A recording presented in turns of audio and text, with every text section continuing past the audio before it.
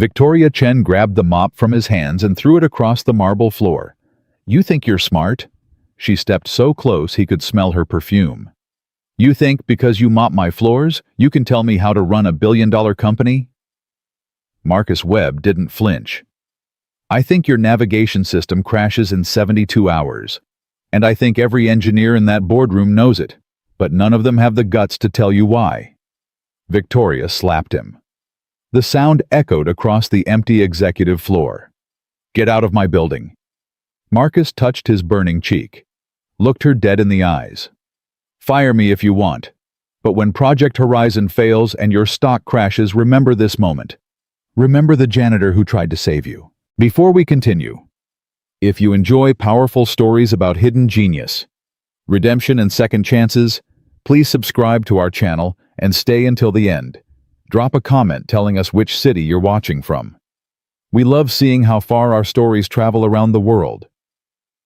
Victoria's hand was still shaking. Not from the slap, from what she saw in his eyes. No fear, no submission, no apology, just certainty. Absolute, terrifying certainty. "Security," she said into her phone. "Executive floor, now." Marcus didn't move. "You're making a mistake." "The only mistake I made was hiring you." "You didn't hire me. Your HR department did. You never even knew I existed." "And I wish I still didn't." The elevator doors opened. 2 guards stepped out. "Ma'am?" "Remove him, permanently." Marcus raised his hands slowly. "I'll go, but answer one question first." Victoria crossed her arms. "You have 5 seconds." Layer 7. Base architecture.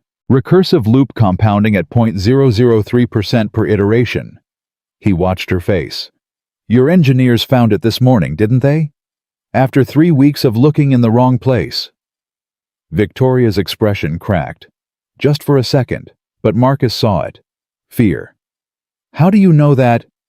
"Because I've been watching through that glass wall for 6 months. Watching your team chase their tails. Watching $40 million burn while nobody asks the right questions.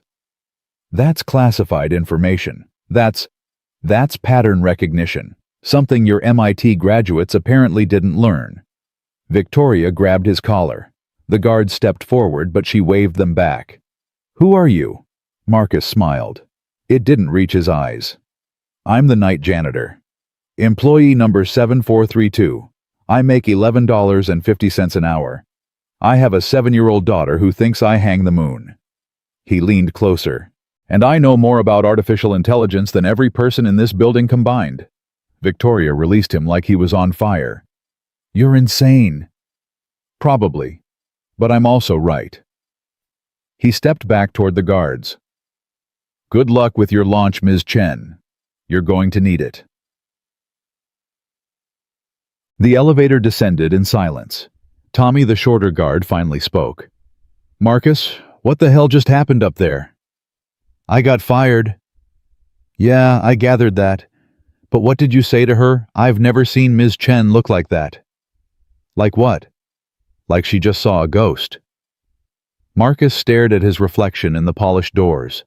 Tired eyes, gray at the temples, the face of a man who had spent 12 years trying to disappear. Maybe she did? The doors opened. Lobby.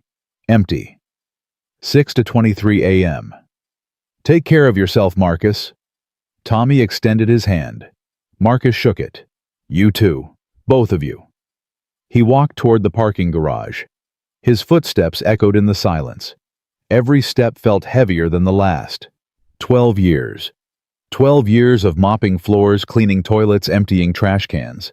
12 years of watching brilliant idiots fumble with technology he could fix in his sleep. And for what peace? Safety. Invisibility. A promise to a dying woman that he would protect their daughter from the world that had destroyed him. He reached his truck, rusted, dented, held together by duct tape and stubbornness. His hand was on the door handle when his phone buzzed. Unknown number. He almost ignored it. Almost. "Hello?" "Dr. Webb." Marcus froze. No one had called him that in 12 years. Who is this? Someone who's been looking for you. Someone who needs you. I don't know what you're talking about. Yes, you do. Oracle. Marcus's blood turned to ice. That name doesn't exist anymore. The name doesn't, but the mind does. I just watched you diagnose a catastrophic system failure through a glass wall in under 30 seconds. That mind is very much alive. You've been watching me. For 6 months, waiting for you to slip, waiting for you to reveal yourself. A pause. Waiting for this exact moment. Marcus leaned against his truck. His heart hammered against his ribs. What do you want? Project Prometheus. The words hit him like a bullet. Prometheus. The military satellite navigation system he had designed 15 years ago. The architecture that had guided rescue missions supply, drops troop movements across 3 continents. The system that had killed 7 civilians and destroyed his life. Prometheus was decommissioned. Prometheus was reactivated 18 months ago, without authorization, without understanding. That's not my problem. It is when 12 astronauts are about to die. Marcus stopped breathing. What? The International Space Station. Their re-entry navigation links to a Prometheus subsystem. Someone installed a patch that created a cascade failure, the same type you just described to Victoria Chen. The same recursive loop. The same compounding error. Then fix it. Get your engineers. Our engineers don't speak your language, Marcus. You designed Prometheus like a symphony only you can conduct. We've had 30 people working on this for 3 weeks. Nothing. I walked away from that world, and 12 people will die because of it. Silence. Marcus closed his eyes. He could see them. Faces he didn't know. Families waiting at home. Children drawing rockets and stars, just like Lily. How long do they have? 48 hours, maybe less. Who are you? James Holloway, your mentor at DARPA. You probably don't remember me. I remember you. Marcus's voice softened. You were the only one who defended me after Kandahar. And I've spent 12 years regretting that I couldn't do more. Holloway's voice cracked. Come back, Marcus. Not for me. Not for the military. For those 12 people who have no idea their lives depend on a janitor in Chicago. Marcus looked up at the concrete ceiling. Fluorescent lights flickered overhead. Where? Houston, NASA Mission Control. I can have a car there in 15 minutes. No, I go home first. My daughter. Marcus, every minute. My daughter comes first, always. She comes first or I don't come at all. A long pause. All right, go home. But please, Marcus, hurry. The line went dead. Marcus stood in the parking garage for a full minute. His hands trembled. His mind raced. Then he got in his truck and drove. Ted. Lily was waiting out of the window. She always waited at the window when he worked night shifts. Elena had told him 100 times the girl barely slept until she saw his truck pull into the lot. The moment he stepped through the door, she launched herself at him. Daddy! He caught her, held her tight, buried his face in her hair, strawberry shampoo, crayons, home. Hey, baby girl. You're early. Did you finish all the floors? Something like that. Lily pulled back, studied his face with those 2 observant brown eyes. You look sad. I'm not sad. I'm just thinking. About what? Marcus carried her to the couch, sat down with her on his lap. Elena appeared in the kitchen doorway, dish towel in hand, reading his expression instantly. Lily. Elena said carefully. Why don't you show Daddy your new rocket drawing? Okay. Lily scrambled down and ran to her room. The moment she was gone, Elena crossed to him. What happened? I got fired. For what? For being too smart. Elena's eyes narrowed. Marcus. I opened my mouth, said something I shouldn't have, To the CEO.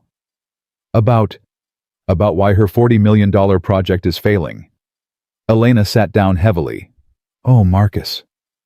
It gets worse. How could it possibly? Someone found me. Someone from my old life. There's a crisis, a real one. 12 astronauts are going to die if I don't help. Elena stared at him. 20 years as a trauma nurse had taught her to read faces. She read his now. You're going. I have to. You swore you'd never go back to that world. I know. You swore to Rebecca. I know. His voice broke. But I can't let 12 people die because I'm afraid. I can't look at Lily and tell her that Daddy let people die because he was too scared to help. Lily bounded back into the room clutching a piece of paper. Look, Daddy, it's you flying a rocket. And that's me on Earth waiting. And that's Mommy watching from the stars. Marcus took the drawing. His hand shook. It's beautiful, sweetheart. I know, she grinned. Daddy, why are your eyes wet? Because I love you so much it hurts. Lily's face grew serious. She climbed back onto his lap and wrapped her small arms around his neck. Don't be hurt, Daddy. I'm right here. I know, baby, I know. He held her tighter. Lily, I need to tell you something. Okay. A long time ago, before you were born, Daddy had a different job. A really important job where I helped people with computers. Like a superhero. No, just a helper. But something bad happened. Something I didn't mean to happen. And I got so scared that I ran away. I stopped being a helper. I became a janitor instead. Lily nodded slowly. Because you were scared. Yes. But being brave means being scared and doing it anyway. You told me that. Marcus's throat tightened. I did tell you that. So why didn't you keep being a helper? Because I was afraid I'd mess up again, afraid I'd hurt more people. Lily was quiet for a moment. Then she looked up at him with those fierce, innocent eyes. Daddy, if you could help someone now, would you? Yes. Even if you're scared? Yes. Then you should go help them. She said it like it was the simplest thing in the world. Because helpers help people. That's what helpers do. Marcus pressed his forehead against hers. When did you get so wise? Mommy told me before she went to the stars. She said, Lily, always help people when you can. Because that's what makes us human. Marcus couldn't speak. Tears streamed down his face. Elena stepped forward. Lily, sweetheart, Daddy has to go on a trip. A very important trip. You're going to stay with me until he comes back. Lily's lip trembled. How long? A few days, Marcus managed. Maybe less. I'll call you every single day, I promise. You always keep your promises. Always. She hugged him fiercely. Go help the people, Daddy. I'll be brave too. Marcus kissed her forehead, her cheeks, her nose. I love you bigger than space. I love you bigger than space times infinity. She pulled back and grinned through her tears. That's more. That's definitely more. He stood, looked at Elena. Keep her safe. With my life. He walked to the door. His hand touched the handle. Marcus. Elena's voice stopped him. Whatever happened before, whatever you're afraid of, you're not that man anymore. You're better, stronger. You're the man Rebecca believed you could be. He didn't turn around. Couldn't. I hope you're right. He opened the door and stepped out. The black SUV was waiting. Marcus hadn't noticed it on the drive home. But it was there now, parked across the street, engine running, windows tinted. His phone buzzed. Text message. Unknown number. Dr. Webb, your ride is here. Time to save the world. He walked toward the SUV. The back door opened. A man sat inside. Silver hair, sharp eyes, military bearing softened by age. Marcus? James Holloway extended his hand. It's been too long. Marcus climbed in, shook the hand. Not long enough. Holloway smiled sadly. I understand. Believe me, I do. The SUV pulled away from the curb. Marcus watched his apartment building shrink in the rear window. Third floor, corner unit. The window with the dying flowers. Lily's face appeared in the glass. She pressed her small hand against it. Marcus pressed his hand against the car window. And then, she was gone. Brief me. Marcus turned to Holloway. Everything. Don't leave anything out. 18 months ago, someone in the Pentagon decided to reactivate Prometheus without going through proper channels. They installed a modernization patch. Who? We don't know yet. You don't know or you won't tell me. Holloway hesitated. Both. Fantastic start. The patch created instabilities we didn't detect until 3 weeks ago. By then the cascade had already begun. We've had our best people on it around the clock. Your best people don't understand my architecture. No, they don't. Holloway leaned forward. That's why we need you. And the astronauts? ISS re-entry is scheduled for 46 hours from now. If the navigation system fails during atmospheric approach, they'll burn up before they ever see Earth again. Marcus closed his eyes. 12 faces he'd never seen. 12 families waiting. Who's the commander? Sarah Torres, 15-year veteran. 3 kids. Does she know? She knows something's wrong. She doesn't know how wrong. Marcus opened his eyes. Then let's make sure she never has to find out. The airport was private. Small plane. Military efficiency. As they boarded, Marcus's phone buzzed again. Text from an unknown number. Different from Holloway's. I know what you did in Kandahar. I know what you really are.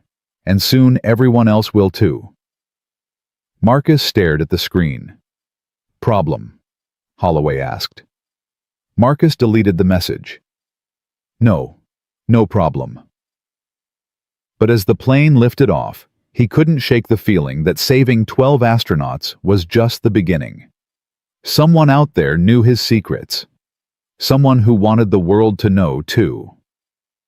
And Marcus had a terrible feeling he knew exactly who it was. The plane touched down at Ellington Field at 11:47 a.m. Marcus hadn't slept. Couldn't sleep. Every time he closed his eyes, he saw the same images, the drone footage from Kandahar, the explosion, the small body lying motionless in the rubble. 12 years hadn't dulled that memory. Nothing ever would. Marcus. Holloway touched his arm. We're here. I know. Are you ready? Marcus unbuckled his seatbelt. Does it matter? They descended the stairs into Houston heat. 2 black SUVs waited on the tarmac, armed guards, government plates, the full show. This way. Holloway led him toward the first vehicle. Wait. Marcus stopped. Before we go any further, I need something. Name it. Full access, no handlers, no supervisors looking over my shoulder. If I'm doing this, I'm doing it my way. Holloway hesitated. That's not standard protocol. I don't care about protocol. Protocol got 12 astronauts stuck in a death trap. Protocol got my architecture bastardized by someone who didn't understand it. Marcus stepped closer. Full access, or I get back on that plane. Holloway studied him for a long moment. Then he nodded. Full access. And one more thing. What? I want to know who reactivated Prometheus. The real answer, not the classified version. Holloway's jaw tightened. Marcus. Someone sabotaged my system. Someone who knew exactly what they were doing. That's not incompetence. That's deliberate. Marcus's voice hardened. I want a name. I can't give you that. Can't or won't. Both. Holloway opened the SUV door. Get in. We're running out of time. Marcus didn't move. James, those 12 astronauts are going to die if I can't fix this. But they're also going to die if whoever did this decides to make things worse while I'm working. I need to know who I'm dealing with." Holloway exhaled slowly. For the first time, Marcus saw something crack in his mentor's composure. "His name is Victor Reese." Marcus felt the blood drain from his face. "Victor. He's the one who pushed for Prometheus reactivation. He's the one who installed the patch. And yes," Holloway met his eyes, "he's the one who blamed you for Kandahar. Where is he now? That's the problem. We don't know." Marcus laughed. It was a hollow, bitter sound. "So you're telling me the man who destroyed my life, who killed 7 civilians with my own creation, who spent 12 years telling everyone I was a monster, he's the one who broke Prometheus. And now he's missing." "Yes. And you expect me to fix his mess while he's out there doing God knows what? I expect you to save 12 lives. Whatever else happens, that has to come first."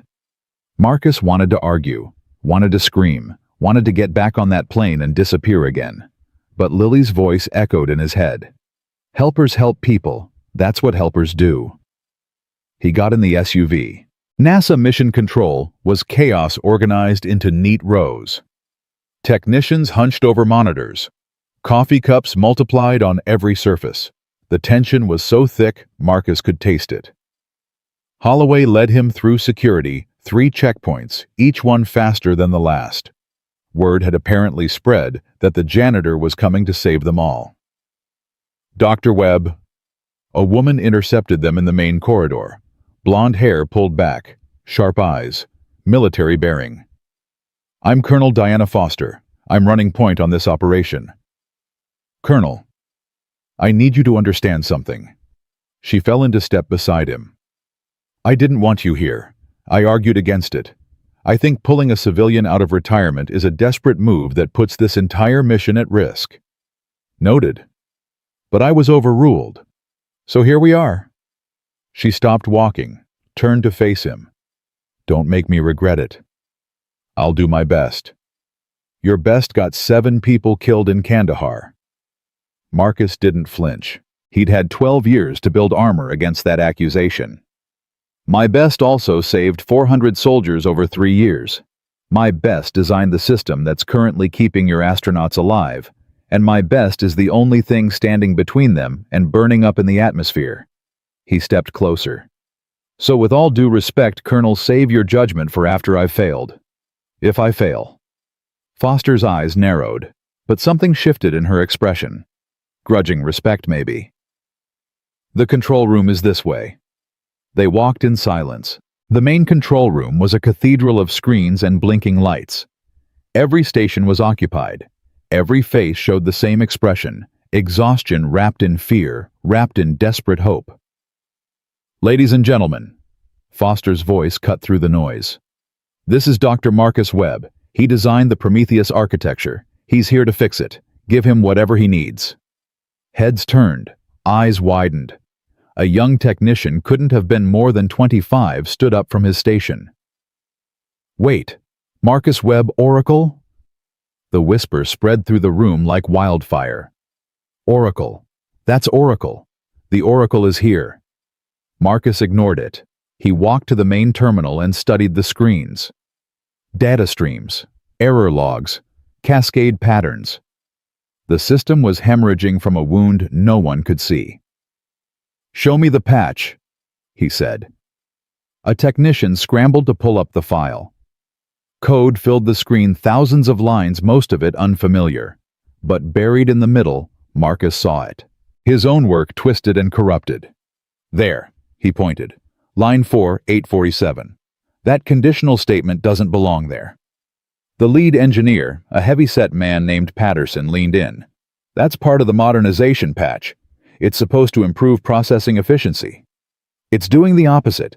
It's creating a feedback loop that compounds every time the system processes new navigational data." "That's impossible. You tested the patch in isolation. You didn't test it integrated with my original architecture." Marcus turned to face him. "My system was designed to be self-correcting. It learns from its mistakes and adjusts. But this patch is telling it to learn the wrong lessons. Every correction makes the error worse. Patterson's face went gray. Oh my God. Yeah. Marcus turned back to the screen. Oh my God. Foster stepped forward. Can you fix it? I don't know yet. That's not good enough. It's the truth. Marcus started typing. I need to see how deep the corruption goes. If it's just the conditional statements, I can rewrite them in a few hours. If it's spread to the core processing modules, then what? Marcus didn't answer. He didn't need to. 3 hours and Marcus found the first bomb. Not a literal bomb. Worse. A piece of code hidden so deep in the architecture that it would have taken months to find through normal debugging. Son of a bitch. Patterson looked up.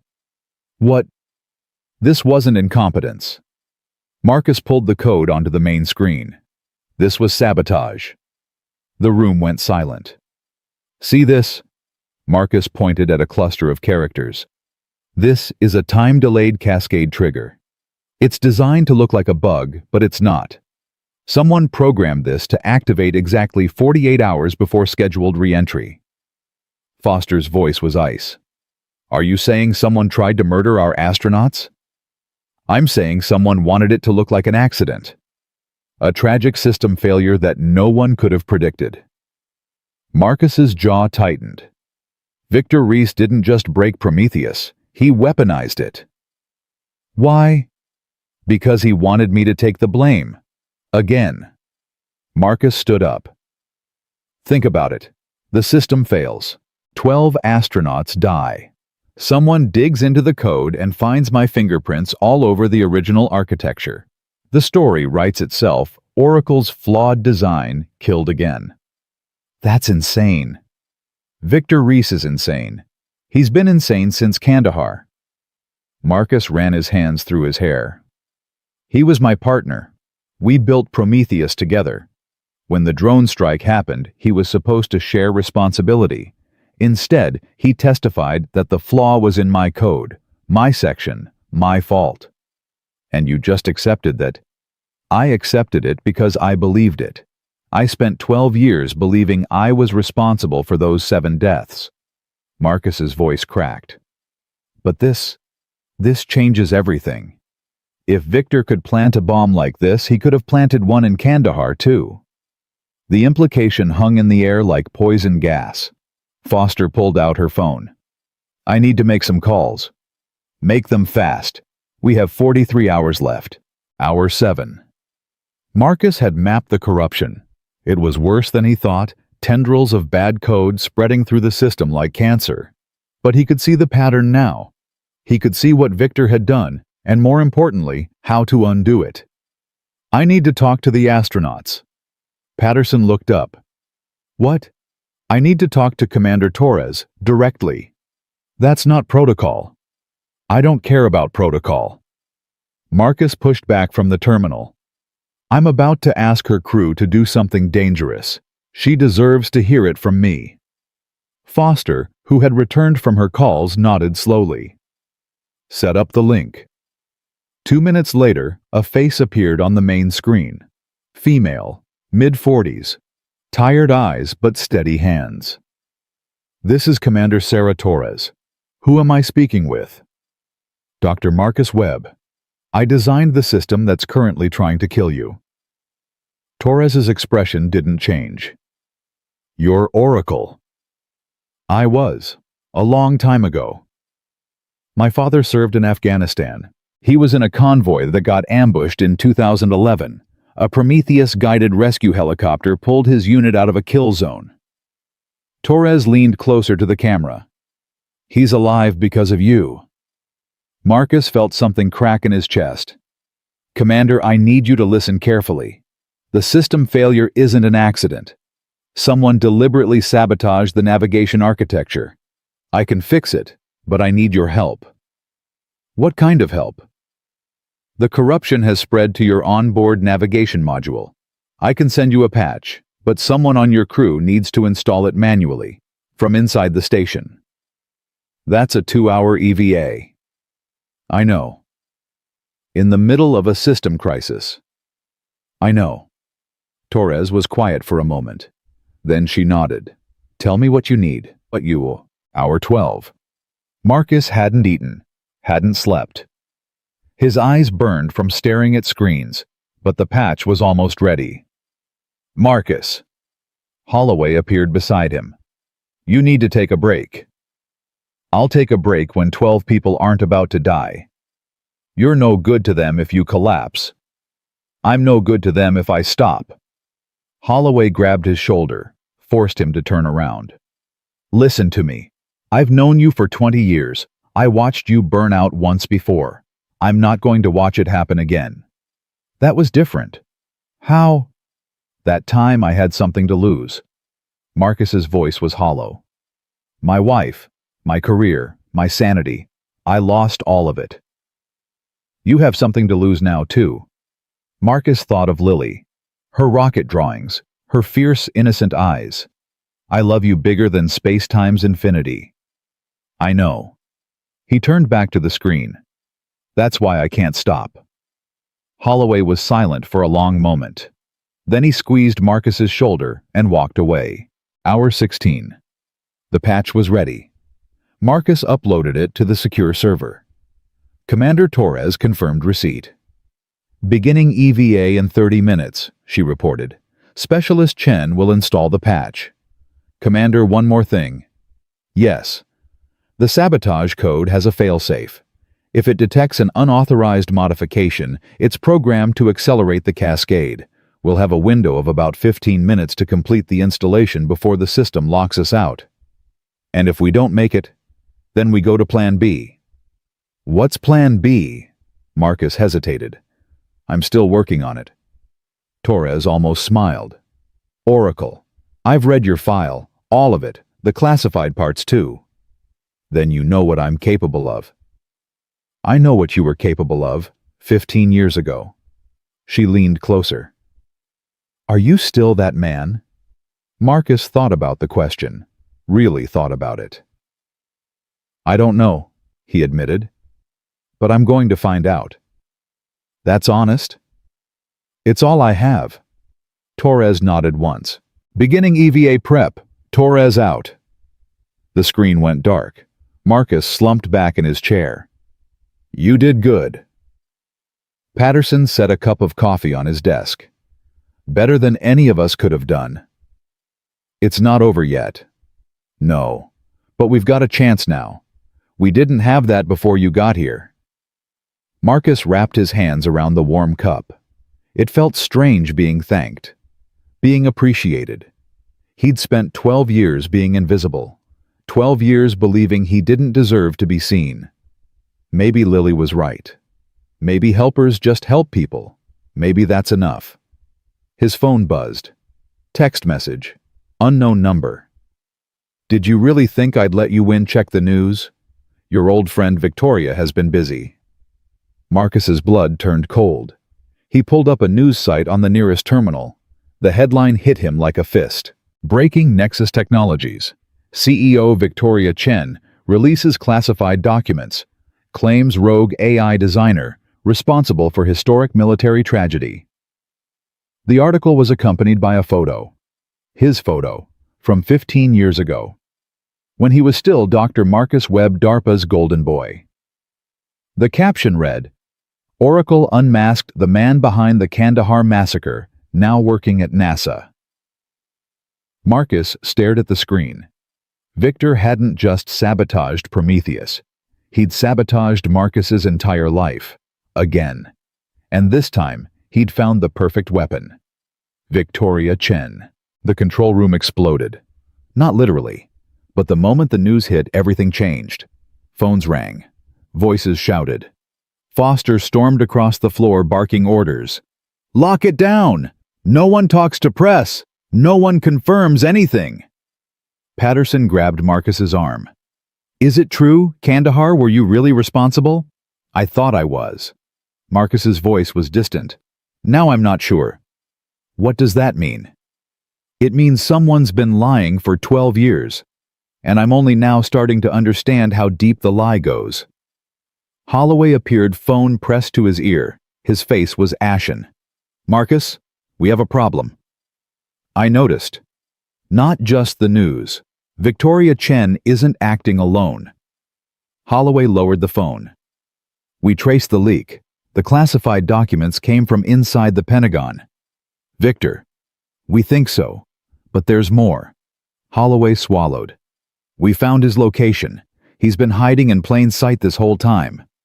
Where? Houston. He's here, Marcus. He's been here for 3 days. Marcus felt the world tilt. Victor was in Houston, watching, waiting. This wasn't just about killing 12 astronauts. This was about destroying Marcus completely. What do we do? Patterson's voice cracked. Marcus stood slowly. His exhaustion was gone, replaced by something colder, harder. We finish what we started. He turned to Holloway. How long until the EVA? 12 minutes. Then we have 12 minutes to make sure Victor can't interfere. He grabbed his jacket. Where's Foster? Command center. Why? Because we need to find Victor before he finds us. Foster was on her 4th phone call when Marcus burst through the door. Colonel, we need to talk. I'm busy. Victor Reese is in Houston. Foster froze. Slowly she lowered the phone. How do you know? Holloway traced the leak. Pentagon sources confirm Victor's been here for 3 days. He's not just watching, he's orchestrating. The news leak, the sabotage, everything. What do you want me to do? Lock down the facility, every entrance, every exit. If Victor's planning something, he's planning it here. That's paranoid. That's survival. Marcus stepped closer. Victor doesn't just want those astronauts dead. He wants me dead. And if I die before I can fix Prometheus, 12 people burn up in the atmosphere. His revenge and his cover-up, all in one neat package. Foster studied him for a long moment. Then she picked up her phone. This is Colonel Foster. Initiate full facility lockdown. Authorization code Delta 77. No one in or out without my personal approval. She hung up and looked at Marcus. Happy. Not until this is over. Then get back to work. We have, she checked her watch, 9 minutes until EVA. Marcus turned to leave. Webb. He stopped. For what it's worth, I read the full Kandahar report. The classified one. Foster's voice softened just slightly. The evidence was never conclusive. Victor Reese's testimony was the only thing that pointed to you. I know. Then why did you accept the blame? Marcus was quiet for a moment. Because I wanted to believe I deserved it. Because punishing myself was easier than fighting back. He opened the door. I was wrong. He walked out. 7 minutes to EVA. Marcus was back at his terminal when his phone rang. Unknown number. But this time he recognized the voice. Hello, Marcus. Victor Reese. Victor. I see you got my message. Do you like what I've done with your reputation? I've seen better work. Victor laughed. That same cold, calculating laugh Marcus remembered from 15 years ago. You always did have a sense of humor, even when everything was falling apart. What do you want? I want you to fail, publicly, spectacularly. I want the whole world to watch Oracle crash and burn, just like those astronauts are going to crash and burn. That's not going to happen. No. Check your system. Marcus's blood froze. He turned to the main screen. The cascade failure was accelerating. Faster than it should have been. Faster than the sabotage code could explain. What did you do? I installed a second trigger, hidden deeper than the first. You found my bomb. Marcus, congratulations. But you didn't find the backup. Where is it? Now why would I tell you that? Marcus's hands flew across the keyboard. Searching. Scanning. Desperate. 5 minutes to EVA, Patterson announced. His voice was shaking. You can't win this, Victor said. You couldn't win in Kandahar and you can't win now. Some people are just born to lose. And some people are born to be caught. Marcus stopped typing. He'd found it. The second trigger buried in a subroutine so deep that no normal search would have detected it. But Marcus wasn't normal. He'd built this system. He knew its secrets better than anyone, even Victor. Goodbye, Victor. What are you? Marcus deleted the trigger. The cascade stopped. For a moment, everything went silent. Then the control room erupted in cheers. System stabilizing, Patterson shouted. Cascade failure arrested. Marcus put the phone back to his ear. You were saying? Silence. Then very quietly, this isn't over. Yes, it is. For you. Marcus's voice was ice. I know where you are, Victor. I know what you did. And by the time this call ends, so will everyone else. You're bluffing. Check your phone. I just sent Foster your location, along with a complete record of every communication you've had for the past 3 days. Marcus smiled grimly. You wanted to destroy me? You just destroyed yourself. The line went dead. Marcus set down the phone. His hands were shaking, but the screens showed green across the board, and somewhere above the Earth, 12 astronauts were going to live. The EVA was successful. Commander Torres installed the patch. The navigation system came back online. Re-entry trajectory confirmed. Marcus watched the celebration from the corner of the control room. Technicians hugging. Foster actually smiling. Holloway wiping his eyes. His phone buzzed. Lily's number. Daddy. Hey, baby girl. Elena let me stay up late. She said you were saving people. I was trying. Did you save them? Marcus looked at the screen. 12 green dots representing 12 lives moving steadily toward home. Yeah, sweetheart. I think I did. I knew it. Lily's voice was triumphant. I told Elena. I said, my daddy is a helper. He always helps people. Marcus's eyes burned. I love you, Lily. I love you bigger than space-time's infinity, Daddy. A pause. When are you coming home? Marcus thought about everything that still needed to happen. The debriefing, the investigation, Victor's capture, the conversation with Victoria Chen that he knew was coming. Soon, baby, I promise. You always keep your promises. Always.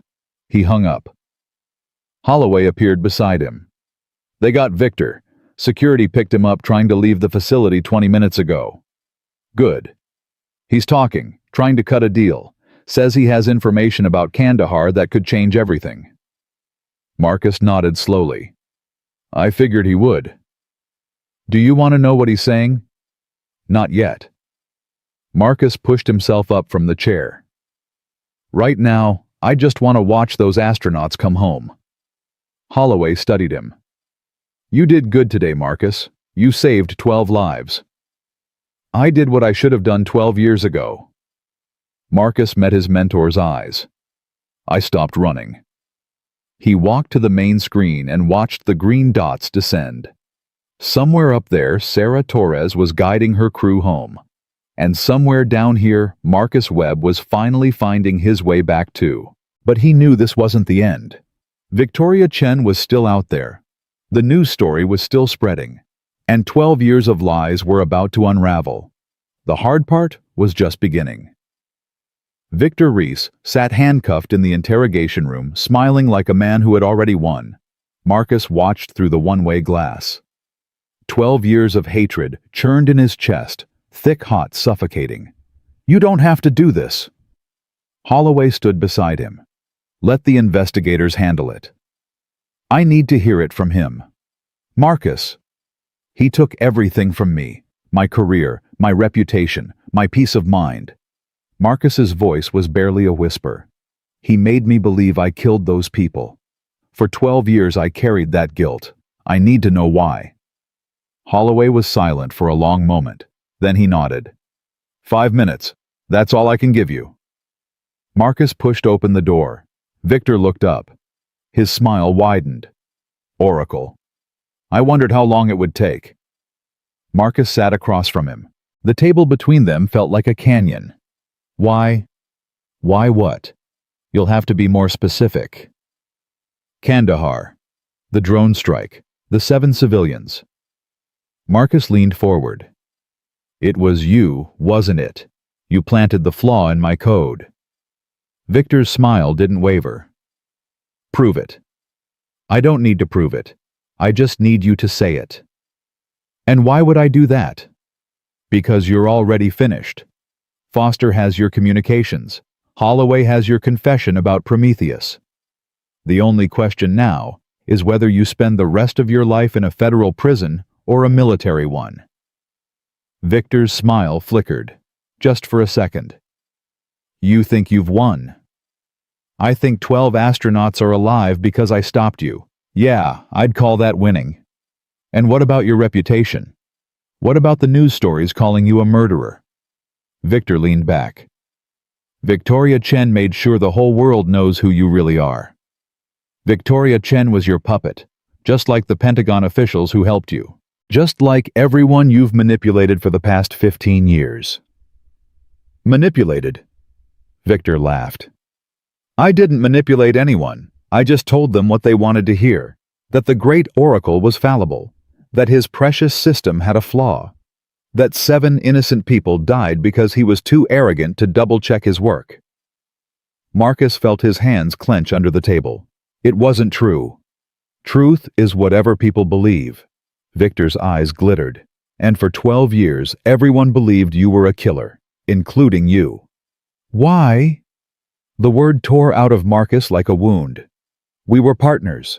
We built Prometheus together. Why would you destroy everything we created? Victor's smile finally faded. Because you were going to take everything. What? The promotion, the recognition, the glory. Victor's voice turned bitter. We built that system together, but you were the one they called Oracle. You were the one they wanted to lead the next project. I was just the assistant, the footnote, the man who held your coffee while you changed the world. That's not...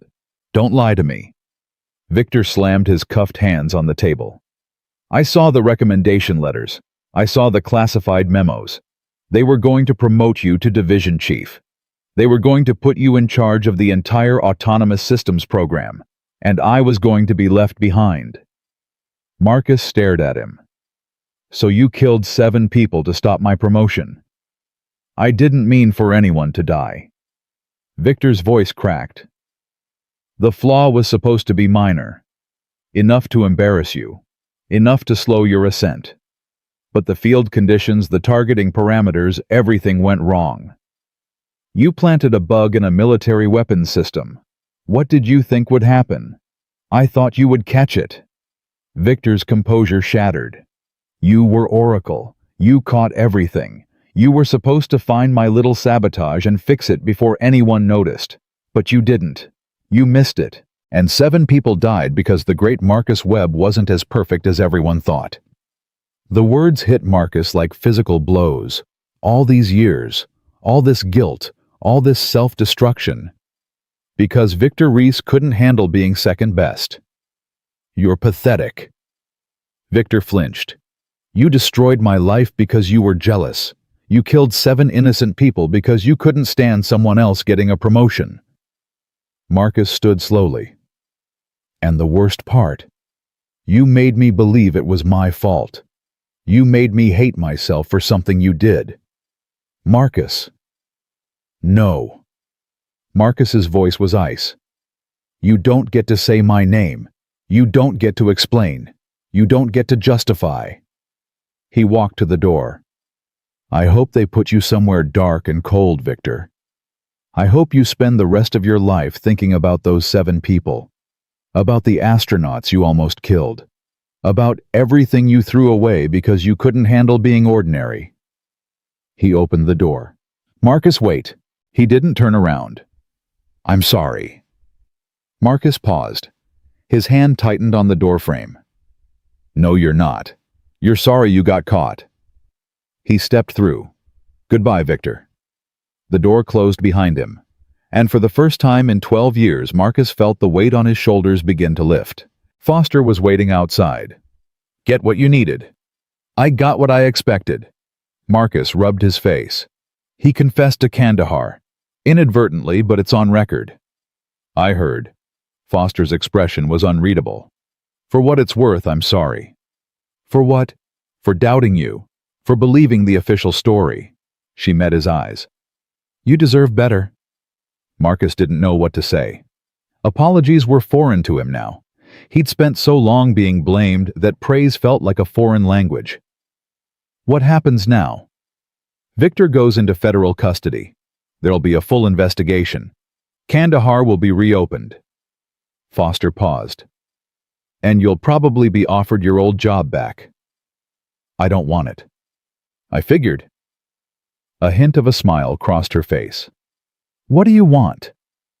Marcus thought about Lily, about Elena, about the small apartment with the dying flowers. I want to go home.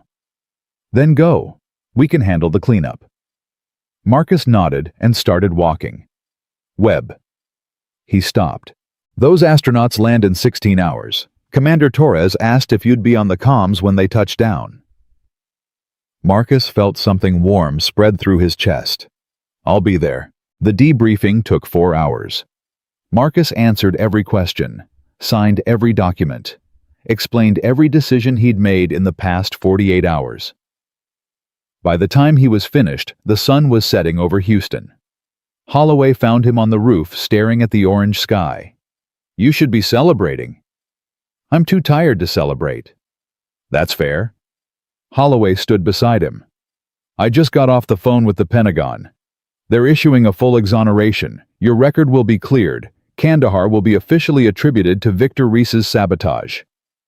Marcus nodded slowly. Does it feel different? Holloway asked. Knowing the truth. I don't know yet. Marcus's voice was distant. I spent 12 years hating myself. That doesn't just disappear. No, it doesn't. Holloway put a hand on his shoulder. But maybe now you can start healing. Marcus thought about that word. Healing. It felt foreign, like something that happened to other people. There's still Victoria Chen. What about her? She released those documents. She tried to destroy me publicly. Marcus turned to face Holloway. Why? What does she gain from it? We're still investigating, but early indications suggest Victor fed her the information, made her believe she was exposing a genuine threat. She didn't question it, didn't verify. Victoria Chen isn't known for questioning things that confirm her worldview. Marcus remembered the slap, the contempt in her eyes, the absolute certainty that she was right and he was nothing. I need to talk to her. That's probably not a good idea. I need to understand. Marcus's jaw tightened. She fired me for being too smart. Then she tried to destroy me for being too smart. What is she so afraid of? Holloway studied him for a long moment. Maybe she's afraid of the same thing Victor was afraid of. Being ordinary. Marcus called Lily before bed. Daddy Elena said I could stay up until you called. Hey baby girl, how was your day? Good. I drew 15 rockets, and Elena made pancakes for dinner, and we watched a movie about a dog that goes to space. That sounds amazing. It was. Lily's voice softened. Daddy, are you okay? You sound tired. I am tired, sweetheart, but it's a good tired. Is the good tired because you helped the people? Yeah. Marcus's throat tightened. I helped them. They're coming home tomorrow. I knew it. Lily's voice was triumphant. I told Elena. I said my daddy always helps people. You were right. I'm always right? A pause. Daddy, when are you coming home? Soon, I promise. Maybe tomorrow night. Really? Really? Can we get ice cream when you come back? Marcus laughed. It felt strange. Good but strange. We can get all the ice cream you want. Even the kind with the sprinkles. Especially the kind with the sprinkles. Lily squealed with delight. Okay, I love you bigger than space-time's infinity, Daddy. I love you bigger than all the stars and all the galaxies, sweetheart. That's more. That's definitely more. He hung up and sat in the dark for a long time listening to his own heartbeat. Tomorrow the astronauts would land. Tomorrow his name would be cleared. Tomorrow everything would change. But tonight he just wanted to sit with the silence and remember what it felt like to be human again. The landing was scheduled for 2:47 p.m. Houston time. Marcus arrived at Mission Control at noon. The place was transformed.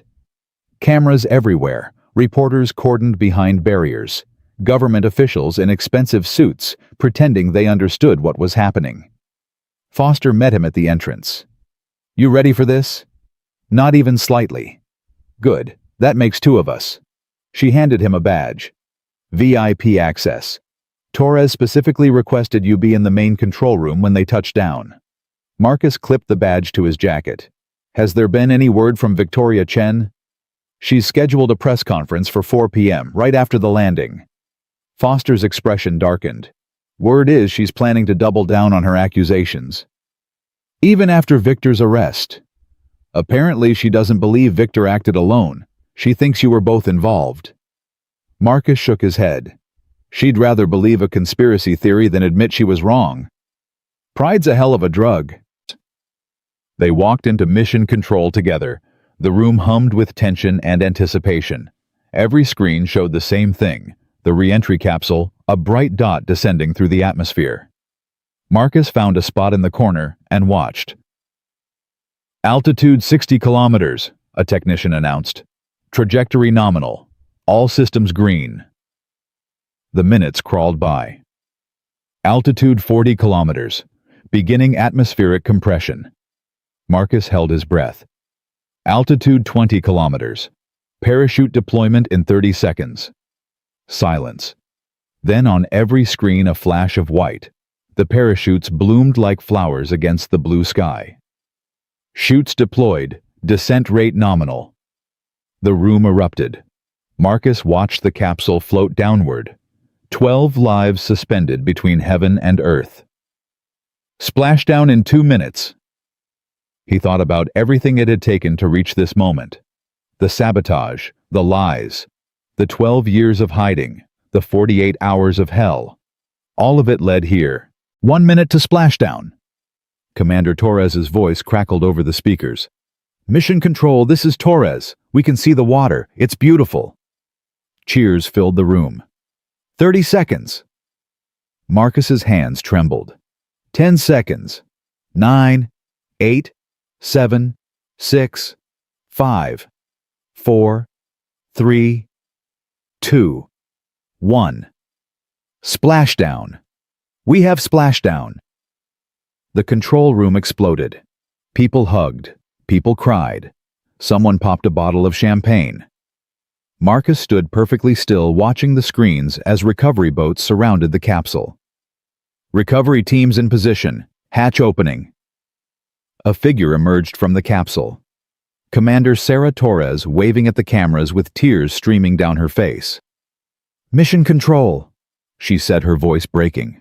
"We're home, thanks to everyone who brought us back, especially—" She paused. "Especially Oracle. Whoever you are, wherever you are, thank you. You saved our lives." The room went silent.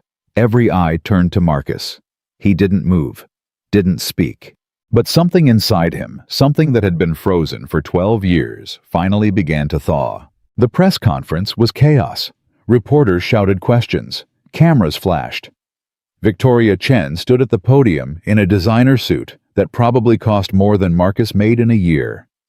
Marcus watched from the back of the room. Holloway had warned him not to come. Foster had practically begged him to stay away, but he needed to see this, needed to understand. "Ladies and gentlemen," Victoria began, "I called this press conference to address the recent revelations about Marcus Webb, also known as Oracle." The room quieted. 48 hours ago, I released classified documents proving that Dr. Webb's flawed AI architecture was responsible for the deaths of 7 civilians in Kandahar. I stand by that decision. Murmurs rippled through the crowd. However, I have since learned that the situation is more complex than I initially believed.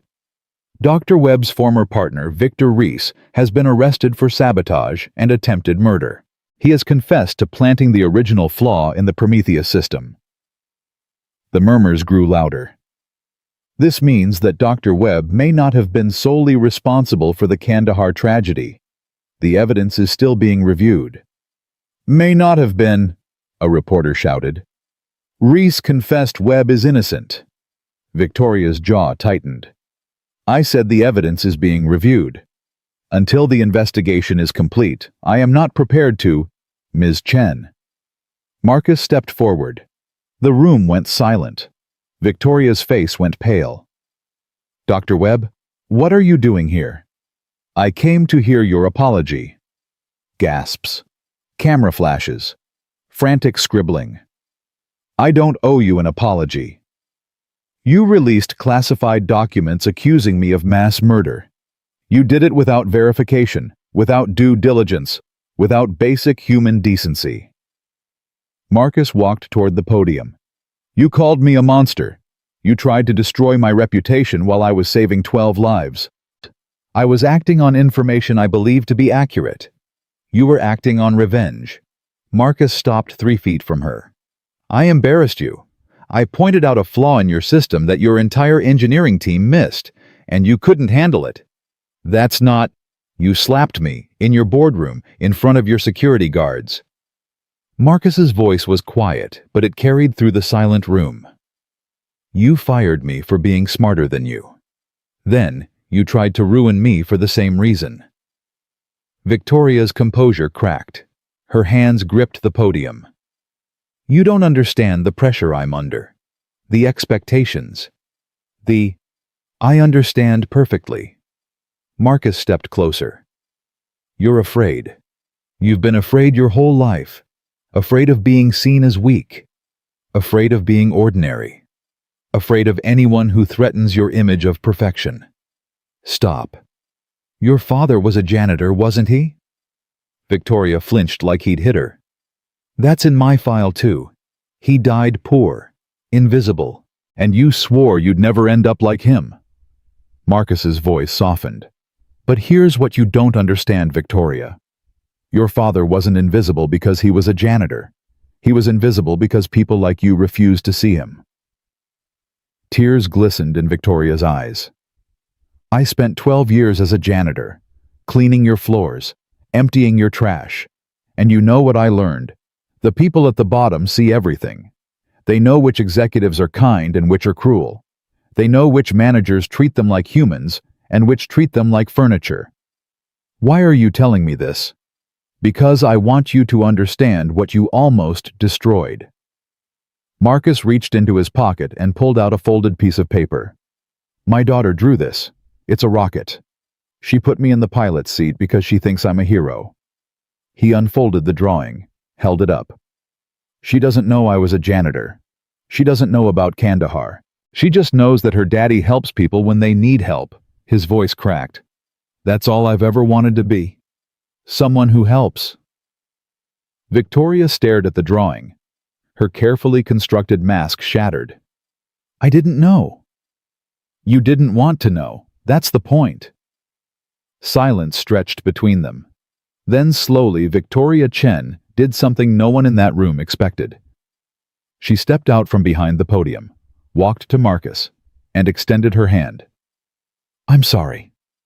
Marcus looked at her hand, looked at her face, saw something he hadn't seen before, genuine remorse. I'm sorry for firing you. I'm sorry for releasing those documents. I'm sorry for... Her voice broke. I'm sorry for being exactly the kind of person I always swore I'd never become. Marcus took her hand. I accept your apology. The room exploded with camera flashes and shouted questions, but Marcus didn't hear any of it. He was thinking about Lily, about rockets and stars, about helpers who help people because that's what helpers do. Ms. Chen, a reporter shouted. Does this mean you'll be retracting your accusations? Victoria turned to face the cameras. Her mascara was running. Her designer suit was wrinkled. She looked more human than Marcus had ever seen her. Yes. I'll be issuing a full retraction. and a public apology. She glanced at Marcus. I'll also be establishing a fund for the families of the Kandahar victims. It won't undo what happened, but maybe it can help. More questions. More cameras. Marcus slipped toward the exit. Dr. Webb. Victoria's voice stopped him. Where are you going? Home. He turned back. I have a daughter who wants ice cream with sprinkles. Victoria almost smiled. That sounds nice. It is. Marcus opened the door. You should try it sometime. Being ordinary. It's not as bad as you think. He walked out into the afternoon sun and didn't look back. The flight home was quiet. Marcus sat by the window watching the clouds roll by. His phone buzzed constantly. Reporters, officials, old colleagues wanting to reconnect. He ignored all of them. Only one message mattered. From Elena. Lily won't stop talking about you. She's wearing her astronaut pajamas and refuses to take them off until you get home. Hurry. Marcus smiled. For the first time in 12 years, he was going home without the weight of guilt crushing his chest. Without the fear of being discovered. Without the shame of who he used to be. He was just Marcus Webb. Father. Helper. Ordinary man with extraordinary gifts. And that was enough. The plane touched down at 7:23 p.m. Marcus grabbed his bag and walked through the terminal. Every step felt lighter than the last. He pushed through the arrivals door and saw them immediately. Lily in her astronaut pajamas holding a hand-drawn sign that said, Welcome home, Daddy, in crooked letters. Elena standing behind her, tears streaming down her face. Daddy! Lily broke away and sprinted toward him. Marcus dropped his bag and caught her mid-leap, spinning her around until she squealed with laughter. You're home. You're really home. I'm really home, baby girl. Did you save all the astronauts? Every single one. I knew it. Lily pulled back and looked at him seriously. Daddy, you're a hero. No, sweetheart. Marcus kissed her forehead. I'm just a helper. Helpers help people. That's what heroes are, silly. Marcus laughed, really laughed. The sound surprised him. He'd almost forgotten what it felt like. Elena reached them and wrapped her arms around both of them. Welcome home, Marcus. It's good to be home. They walked out of the airport together, the janitor, the nurse, and the little girl in astronaut pajamas. And as they stepped into the evening air, Marcus realized something. The hard part wasn't over. It was just beginning.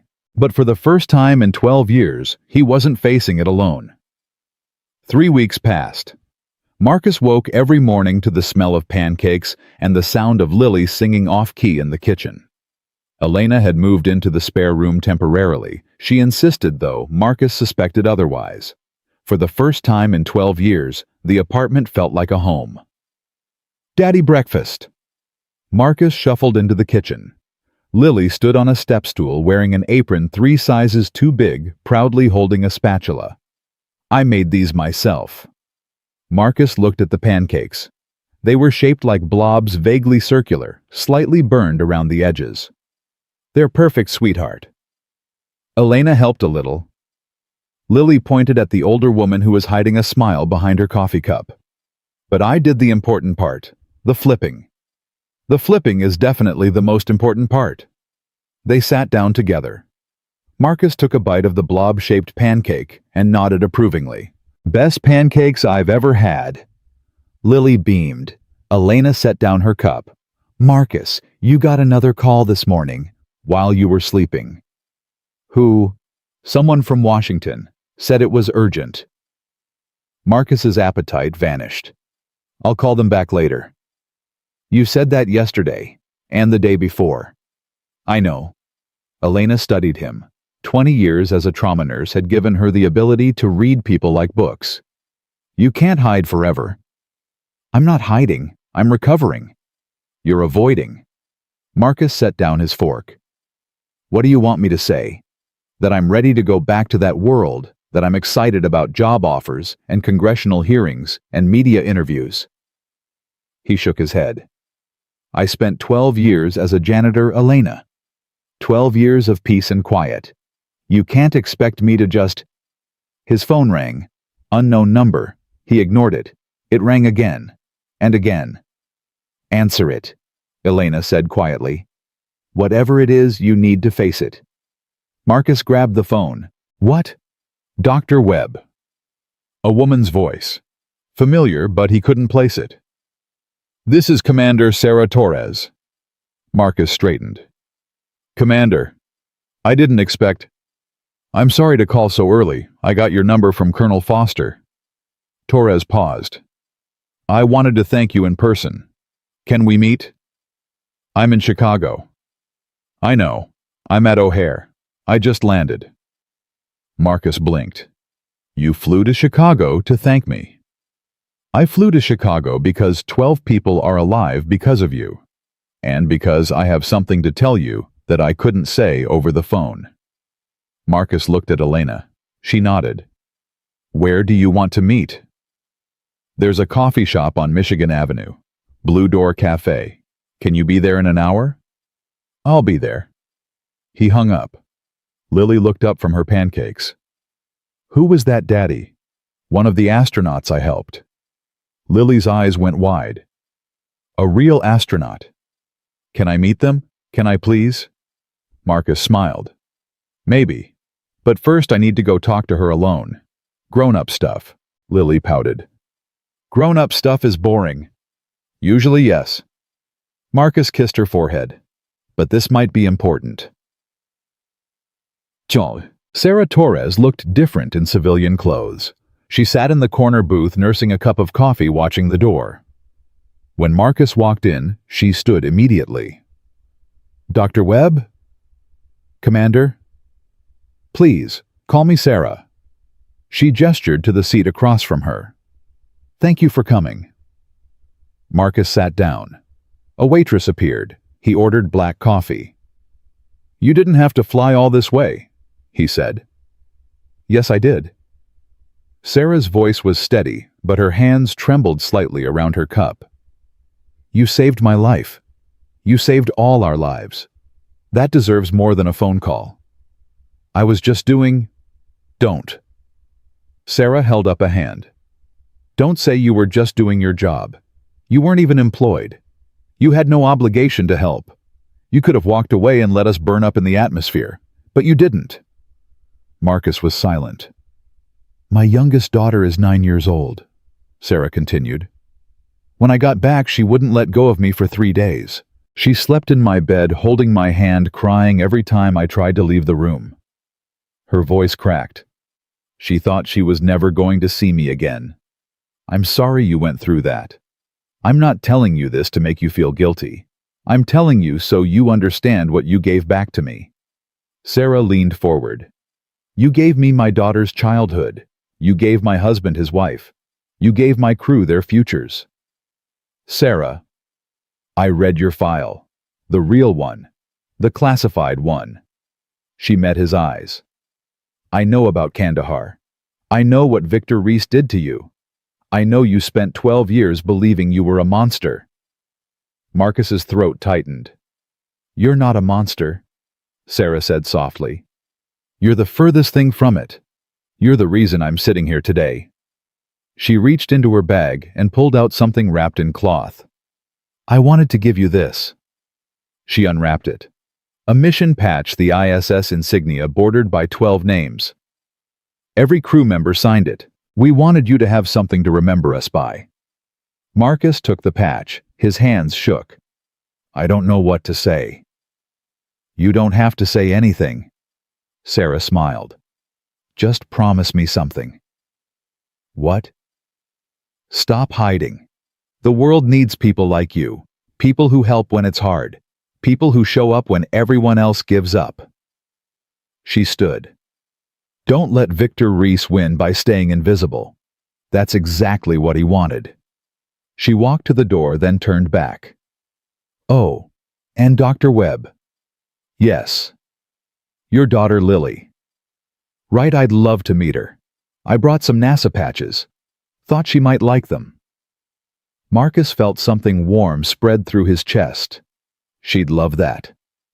Good. I'll be in Chicago for 2 more days. Call me. She walked out.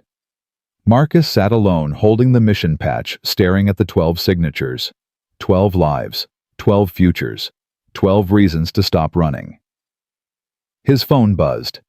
Text from Victoria Chen. We need to talk. It's important. Can you meet me at Nexus headquarters 3 p.m.? Marcus stared at the message. 3 weeks ago, Victoria Chen had tried to destroy him. She'd released classified documents, called him a murderer, slapped him in front of security guards. Now she wanted to talk. He typed back, "Why?" Her response came immediately, "Because I have something that belongs to you, and because I owe you more than an apology." Marcus finished his coffee and walked out into the Chicago morning. Nexus Technologies looked different. Or maybe Marcus looked at it differently. 3 weeks ago, he'd been escorted out in handcuffs. Today, he walked through the front entrance like he owned the place. The receptionist recognized him. Her eyes went wide. "Dr. Webb, I'm here to see Ms. Chen. She's expecting you. 42nd floor."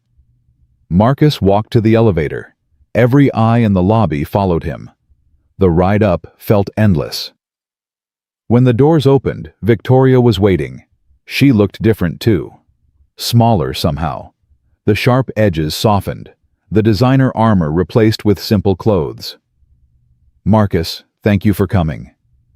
You said you had something that belongs to me." "I do. But first, can we talk?" She led him to her office. The same office where she'd fired him 3 weeks ago. The same boardroom where she'd slapped him. "Please, sit." Marcus remained standing. Victoria sighed. "I deserve that." She walked to her desk and picked up a folder.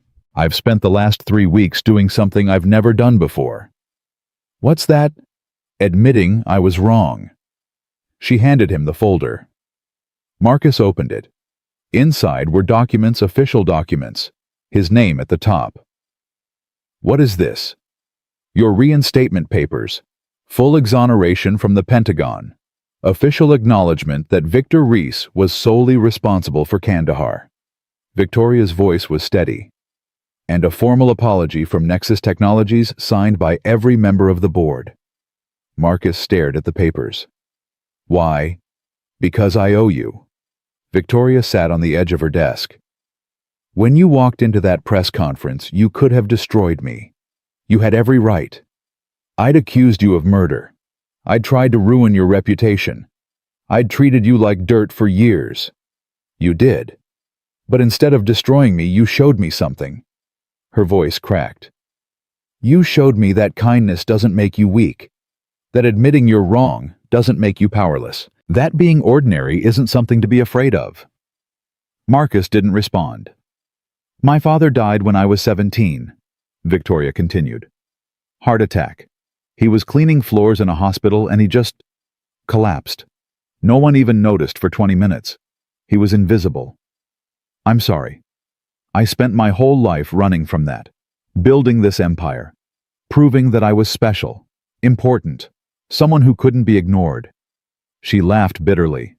"And in the process, I became exactly the kind of person who would have stepped over my father's body without looking twice." "Victoria, let me finish." She stood and walked to the window. "When you pointed out the flaw in Project Horizon, I didn't see a helpful observation. I saw a threat. Someone who was smarter than me. Someone who could expose how ordinary I really am." "So you lashed out. I destroyed you. Or tried to." She turned to face him. "And you know what's funny? Your fix worked. Project Horizon launched on time. It's already revolutionizing autonomous vehicles worldwide. And every time someone talks about its success, I think about the janitor I fired for trying to help." Marcus set the folder down. "What do you want from me, Victoria?" "I want you to come back." "Back to what, mopping floors?" "No." She took a deep breath. "I want you to lead our AI division. Full authority. Whatever resources you need. Whatever team you want to build. Marcus laughed. You're serious. Completely. Victoria stepped closer. You see things no one else sees. You solve problems no one else can solve. Nexus needs that. The world needs that. 3 weeks ago you called me a monster. 3 weeks ago I was a coward. Her eyes glistened. I'm trying to be better. I'm asking you to help me. Marcus was silent for a long moment. I need to think about it. Of course. Victoria nodded. Take whatever time you need. The offer stands. Marcus picked up the folder and walked to the door. Marcus, he stopped. For what it's worth, I never should have slapped you. That was unforgivable. You're right, it was. He walked out without looking back. Elena was waiting when he got home. How did it go? Marcus set the folder on the kitchen table. She offered me a job. Elena's eyebrows shot up. Victoria Chen offered you a job. Head of AI division. Full authority. Whatever I want. Are you going to take it? I don't know. Marcus sat down heavily. A month ago I was invisible. Now everyone wants a piece of me. That's because you're not invisible anymore. Elena sat across from him. You never were, really. You just convinced yourself you had to be. I was protecting Lily. You were protecting yourself. Her voice was gentle. And that's okay. You needed to heal. But Marcus, you can't heal by hiding. At some point you have to live again. Marcus stared at the folder. What if I fail? What if you don't? He looked up. Elena was smiling. Rebecca told me something once, she said. Right before she died. She said, take care of Marcus. He thinks he's broken, but he's not. He just needs someone to remind him that broken things can still be beautiful. Marcus's eyes burned. I miss her. I know. Elena reached across and took his hand. But she's still with you. In Lily. In everything you do. In the man you're becoming. The front door burst open. Daddy! Lily ran in backpack, bouncing face flushed with excitement. I got an A on my rocket project. Mrs. Patterson said it was the best one in the whole class. Marcus caught her as she launched herself at him. That's amazing, sweetheart. And guess what? She said I could enter it in the science fair, and if I win, I get to meet real scientists. You already know a real scientist, Elena said, winking at Marcus. Lily looked confused. Who? Marcus laughed. Never mind. Tell me about your project. Lily launched into an enthusiastic description of rockets' thrust vectors and aerodynamics, most of which she clearly didn't understand, but had memorized with fierce determination. Marcus listened, nodded, asked questions. And somewhere in the middle of her explanation, he made a decision. He called Victoria the next morning. I'll do it. You will. On 3 conditions. Name them. 1, I set my own hours. I have a daughter. She comes first. Always. Done. 2, I hire my own team. No interference from the board. Done. 3, we establish a foundation. The Webb Chen Foundation for Accessible Technology. Free training for underprivileged kids. Scholarships. Mentorship programs. Silence. Victoria. I'm here. Her voice was thick. The foundation. You want to name it after both of us. You made a mistake. You're trying to make it right. That deserves recognition. Marcus, I don't deserve. None of us deserve anything. That's not the point. He paused. The point is, we do better. We build something worth leaving behind. We prove that people can change. Another long silence. Okay, Victoria finally said. All 3 conditions. Done. Good. I'll start Monday. Monday. I have a science fair to help with first. Priorities. He heard something that might have been a laugh. Monday, it is Dr. Webb. Welcome to Nexus Technologies.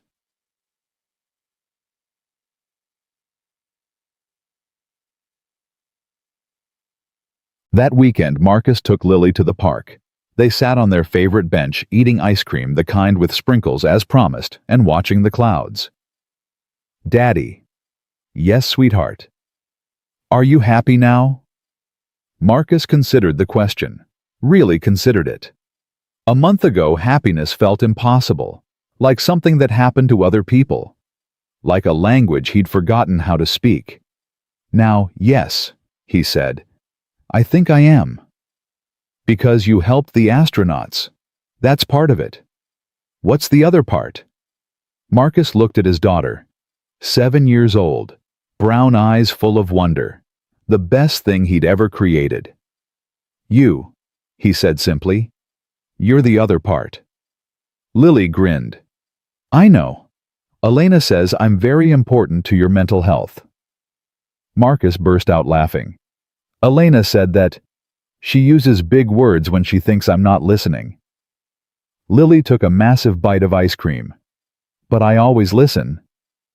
I bet you do. They sat in comfortable silence. Daddy? Yes. Are you going to keep being a helper? I'm going to try. Good.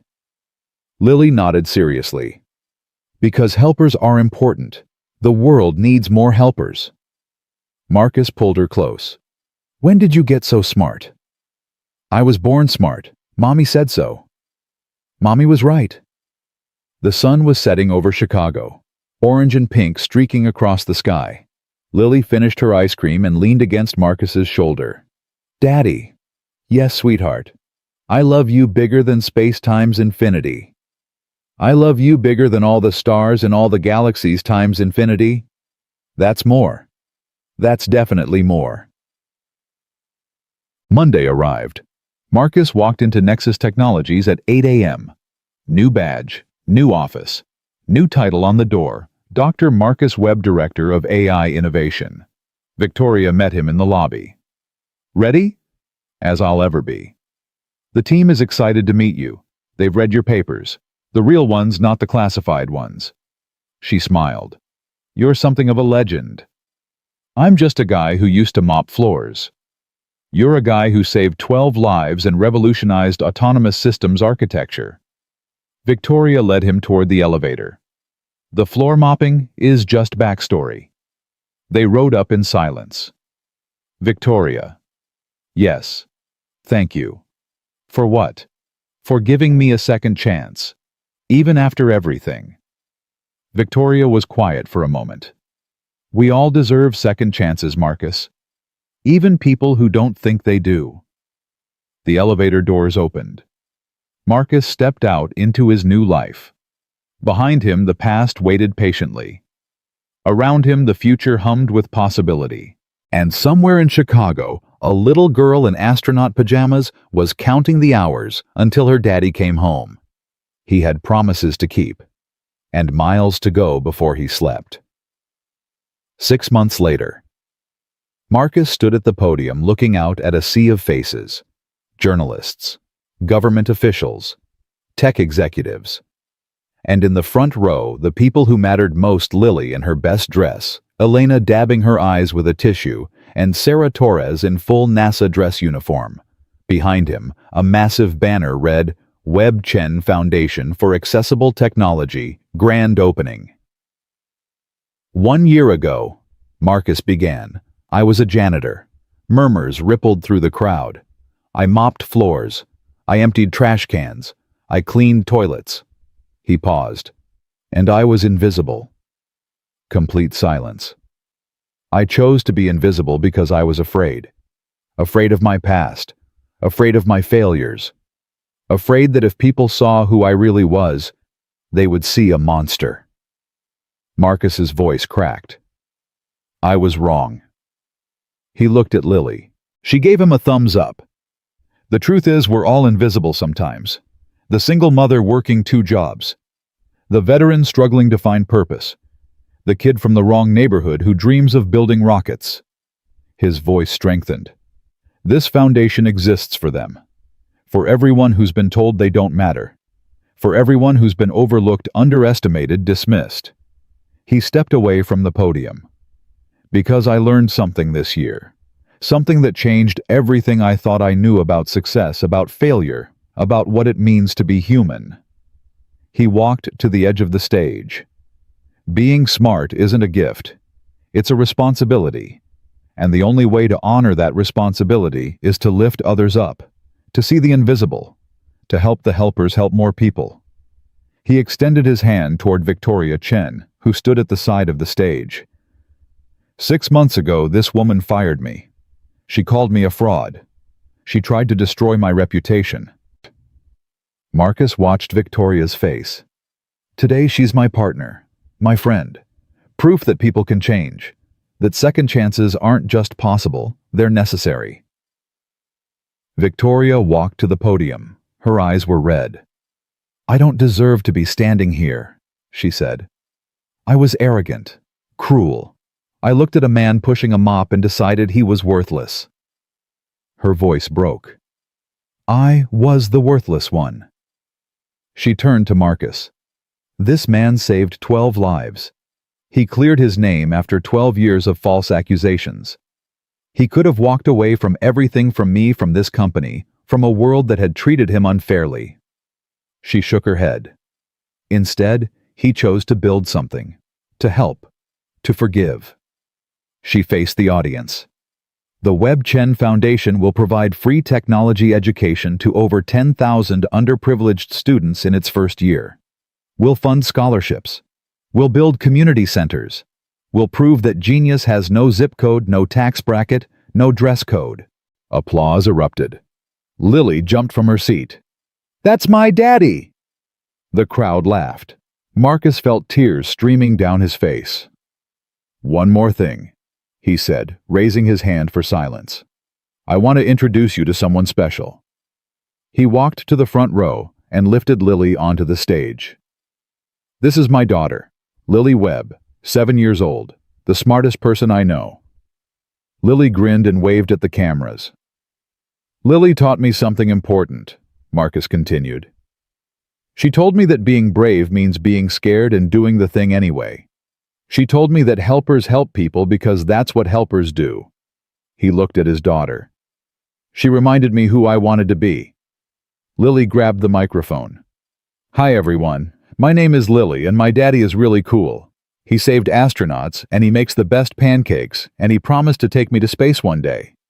More laughter, more applause. Also, Lily added seriously, if you're scared of something you should do it anyway. That's what my daddy taught me. And he's pretty smart, so you should listen to him. Marcus pulled her into a hug as cameras flashed. Ladies and gentlemen, he said over her head, the Webb Chen Foundation is officially open. Let's change some lives. The reception afterward was chaos. Reporters shouted questions. Donors pressed business cards into Marcus's hands. Government officials wanted meetings, interviews, partnerships.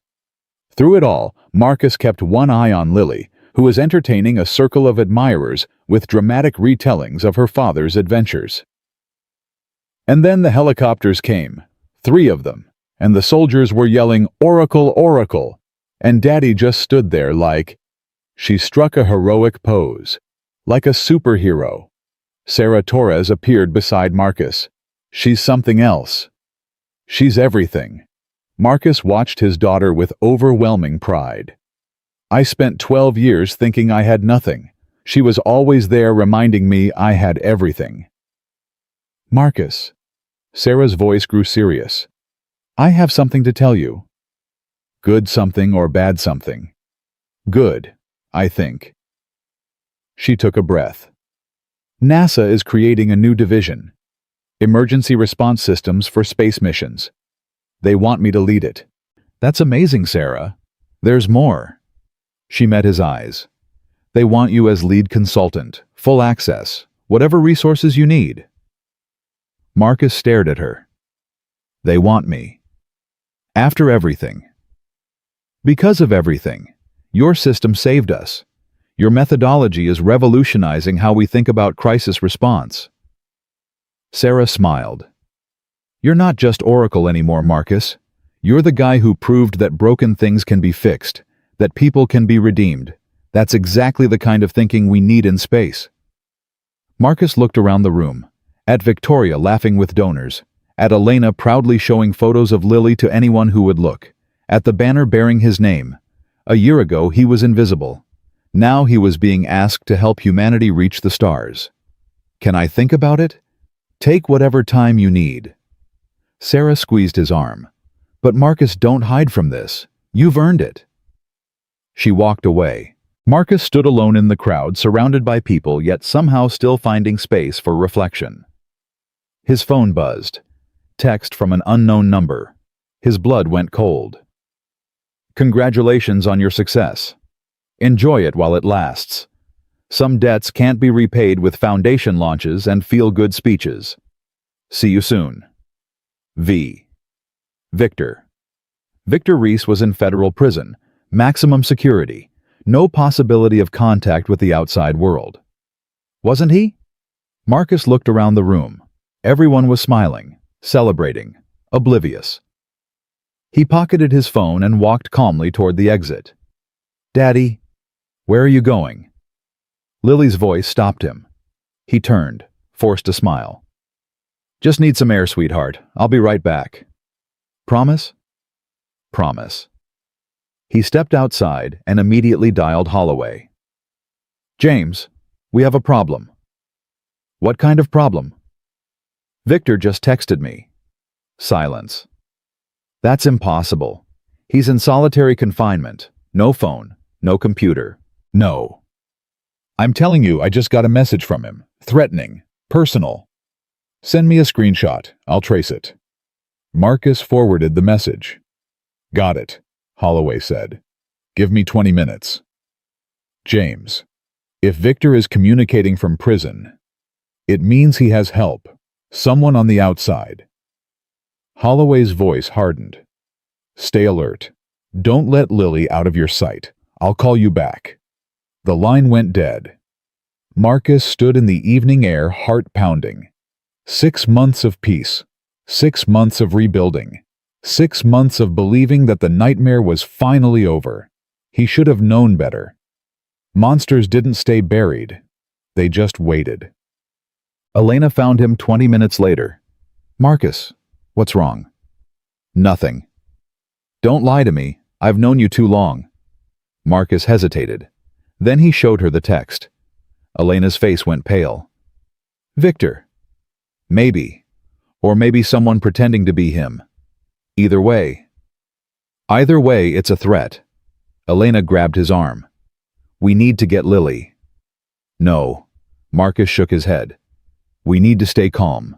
If someone is watching, and they might be, we can't let them know we're scared. Marcus, that man tried to kill 12 people. He destroyed your life. If he's... I know what he did. Marcus's voice was ice. I also know that running didn't work the first time. I'm not running again. His phone rang. Holloway. What did you find? The message was routed through 17 different servers. Professional-grade encryption. Whoever sent it knew exactly what they were doing. So it wasn't Victor. We don't know yet. But Marcus... Holloway paused. We checked on Victor an hour ago. He's still in solitary. Hasn't spoken to anyone in 3 months.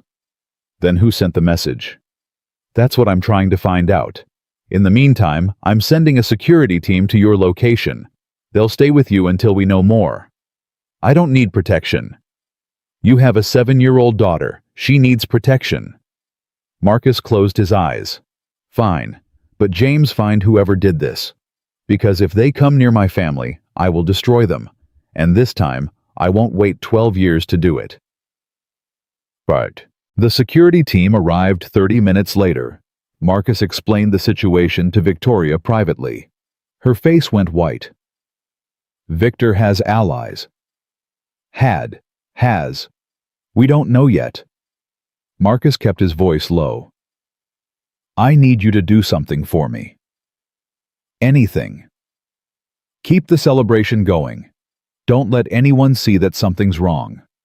If whoever sent that message is watching, I want them to think it didn't affect me. And if they make a move, then we'll be ready. Victoria nodded slowly. I'll handle the guests. You handle your family. She walked back into the reception, smile firmly in place. Marcus found Lily at the dessert table, face covered in chocolate. Daddy, try the cake. It's amazing. Looks delicious, sweetheart. He knelt beside her. Hey, remember how I told you about being brave? Lily nodded seriously.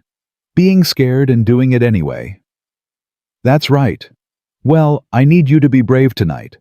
Some people might come to help us. Security people. They're going to stay close to us for a while. Why? Because sometimes helpers need protection too. He brushed chocolate from her cheek. Can you be brave for me? Lily's chin lifted. I'm always brave, Daddy. Just like you. That's my girl. Elena appeared behind them. Marcus, there's someone at the door asking for you. Who? She wouldn't give her name, but she said you'd want to hear what she has to say. Marcus's stomach tightened. Stay with Lily. Marcus? Please. He walked to the entrance. 2 security guards flanked the door. She's outside, one of them said. We searched her. She's clean. Marcus stepped through the door. A woman stood in the shadows. Older, gray hair, worn clothes. Something familiar about her face that he couldn't place. Dr. Webb. Do I know you? No, but you knew my son. She stepped into the light. My name is Margaret Reese. Victor is my boy. Marcus felt the world tilt. You shouldn't be here. I know, but I had to come. Her voice trembled. I had to tell you the truth, before it's too late. What truth? Victor didn't send that message. He can't. He's dying. Marcus stared at her. What? Brain tumor. Inoperable. The prison doctors found it 3 months ago. He's got weeks left. Maybe days. Margaret's eyes filled with tears. My son is a monster. I know that. He destroyed your life. He tried to kill those astronauts. He deserves everything that's happened to him. Then why are you here? Because someone is using his name. Someone who helped him before. Someone who hates you almost as much as he did. Who? Margaret hesitated. David Park. Marcus felt the blood drain from his face. David Park. Chief Technology Officer at Nexus. The man who had confirmed Marcus's diagnosis in the boardroom. The man who had seemed so shocked when Marcus identified the Layer 7 flaw. The man who had been Victor's roommate at MIT. You're lying. I wish I was. Margaret pulled a folded paper from her coat. Victor kept records of everyone who helped him, everyone who fed him information, everyone who hated you enough to want you destroyed. She handed him the paper. David Park is at the top of the list. Marcus unfolded the paper. Names, dates, transactions, a web of conspiracy stretching back 15 years. Why are you telling me this? Because my son is dying, and before he goes, I want him to know that I tried to make it right. Margaret's voice broke. I couldn't stop him from becoming a monster, but maybe I can stop the people he created. She turned and walked into the darkness. Mrs. Reese. She stopped. Thank you. She didn't look back. Save your thanks. Stop David Park before he finishes what my son started. She disappeared into the night. Marcus stood alone holding the paper that changed everything. He found Victoria in her office an hour later. Close the door.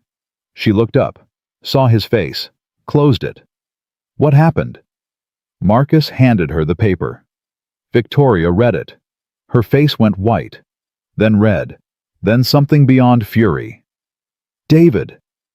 He's been working with Victor for years, feeding him information, helping him cover his tracks. Marcus's voice was flat. The Layer 7 flaw, he knew about it before I said anything. He was probably the one who helped Victor plant it. I trusted him. Victoria's hands shook. I gave him access to everything, every system, every project, every... She stopped. Oh my God. What? Project Horizon, the autonomous vehicle system. David had full access to the architecture. So if he wanted to sabotage something, really sabotage it, not just create bugs, he could plant something deep, something we wouldn't find until people started dying. They stared at each other. Where is he now? Marcus asked. I don't know. He left the reception early, said he had a headache. Marcus pulled out his phone, dialed security. Lock down the building. No one leaves without my authorization. And find David Park, now. Victoria was already at her computer. I'm pulling his access logs, every system he's touched in the last 6 months. Focus on Project Horizon. If he planted something... Marcus? Victoria's voice went hollow. Look at this. He moved behind her. The screen showed lines of code buried deep in the Project Horizon architecture. That's not our code. No. Victoria's hands trembled. It's Victor's. A time-delayed cascade, just like Prometheus, just like the ISS disaster. But this time the target wasn't astronauts. It was every autonomous vehicle running on Horizon software. Millions of cars, trucks, buses, all programmed to fail simultaneously. When does it activate? Victoria checked the timestamp. 6 hours. Marcus called Holloway. We have a situation. Bigger than Victor. Bigger than anything. He explained everything. The meeting with Margaret. The paper. David Park. The code buried in Horizon. How many vehicles are we talking about? Holloway asked. 7 million, worldwide. All connected to the same system. Silence. If they all fail at once. Mass casualties. Global scale. Marcus's voice was steel. We have 6 hours to stop it. What do you need? Every resource you can give me, and David Park in custody. We're on it. Stay on the line. Marcus turned to Victoria. Assemble every engineer we have. I don't care if they're asleep. I don't care if they're on vacation. Get them here now. Victoria was already dialing. What are you going to do? Marcus sat down at her computer. I'm going to do what I do best. Find the flaw. Fix the system. He started typing. And save 7 million lives. The next 5 hours were the longest of Marcus's life. Engineers flooded into the building. Coffee flowed. Voices shouted. Keyboards clattered. Marcus worked at the center of it all, hunting through lines of code like a surgeon cutting toward a tumor. There. He pointed at his screen. The trigger mechanism. It's hidden in a subroutine disguised as a diagnostic tool. Patterson leaned in. Can you disable it? Not without triggering the cascade early. It's designed to activate if tampered with. Then what do we do? Marcus closed his eyes. Thought. Calculated. We don't disable it. We redirect it. Redirect it where? Nowhere. Marcus opened his eyes. We create a dummy network, a fake system that mimics the real Horizon architecture. When the cascade triggers, it hits the dummy instead of the real vehicles. That's insane. We'd need to replicate the entire system architecture in... Patterson checked his watch. 4 hours. Then we better get started. 3 hours and 47 minutes later, the dummy network went live. Marcus watched the clock.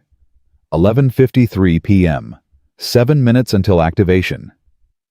Is it working? Victoria asked. We'll know in 7 minutes. The control room fell silent. Every eye on the screens. 11:54. 11:55. 11:56. Marcus's phone buzzed. Holloway. We got him. David Park. Tried to flee to Mexico. Border Patrol picked him up an hour ago. Is he talking? Singing like a bird. Says Victor promised him $10 million to finish the job. Said he wanted to see you destroyed. Why? Same reason as Victor. Jealousy. Resentment. Believing he deserved what you had. Holloway paused. Some people can't stand watching others succeed. Yalayutern 57. 58. Then. Marcus held his breath. The screens flashed. Data streams cascaded, and then nothing. The dummy network absorbed the attack. The real vehicles continued operating normally. 7 million people drove home without ever knowing how close they'd come to disaster. The control room erupted. Victoria grabbed Marcus and hugged him. Patterson was crying. Engineers were cheering. Marcus stood still, letting the relief wash over him. It was over. Finally, truly over. 2 weeks later. Marcus stood at the entrance of the new Web Chen Training Center, watching the first class of students file in. 50 kids from underprivileged backgrounds. All of them selected for their potential. All of them getting the chance that Marcus never had at their age. Lily tugged his hand. "Daddy, can I take the class too?" "You're a little young sweetheart." "But I'm smart." "You're the smartest." He lifted her up. "Tell you what, when you're 10 you can take any class you want." "Promise?" "Promise." Victoria appeared beside them. "The press is asking for a statement." "Tell them I'm busy." "Marcus, you just saved 7 million lives. Again. They want to call you a hero." "I'm not a hero." Marcus looked at the students filing into the building. "I'm just a helper. And these kids, they're going to be the real heroes. We're just giving them the tools." Victoria smiled. "You know, a year ago, I would have said that was naive. And now I think you might be the wisest person I know." Sarah Torres walked up, camera crew in tow. "Dr. Webb, any comment for the viewers?" Marcus looked at the camera, at the building behind him, at his daughter in his arms.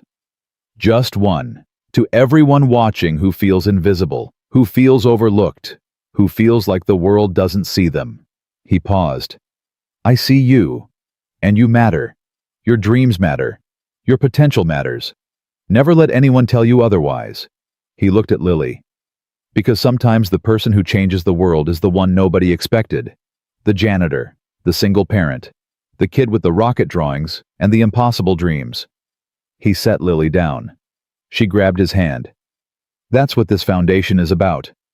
Seeing the invisible. Helping the helpers. Building a world where genius isn't limited by zip codes or tax brackets." He smiled. "My daughter told me once that being brave means being scared and doing it anyway." She was right. So, to everyone out there who's scared of failure, scared of success, scared of being seen, do it anyway. Take the risk. Make the leap. Build the rocket. He squeezed Lily's hand. "Because you never know. The janitor mopping the floors today might be the one who saves the world tomorrow." The camera cut off. Lily looked up at him. "Was that good, Daddy?" "That was perfect, sweetheart. Can we get ice cream now?" Marcus laughed. A real laugh. Full and free and alive. "Yeah, baby. We can get ice cream." They walked away together, the janitor who saved the world and the little girl who reminded him why it was worth saving. Behind them, the Web Chen Training Center hummed with possibility. Above them, the sky stretched endless and blue. And ahead of them, a future bright enough to make every shadow worthwhile. Marcus had spent 12 years being invisible. Now, finally, he was exactly who he was meant to be. A father, a helper, a man who proved that broken things could still build beautiful tomorrows. And that was more than enough. That was everything. The end. Thank you for watching. If this story touched your heart, please subscribe to our channel and share it with someone who needs to hear that they matter. Your support helps us create more stories about courage, redemption, and the power of second chances. Drop a comment telling us where you're watching from. We love connecting with our global community. Until next time, remember, you are not invisible.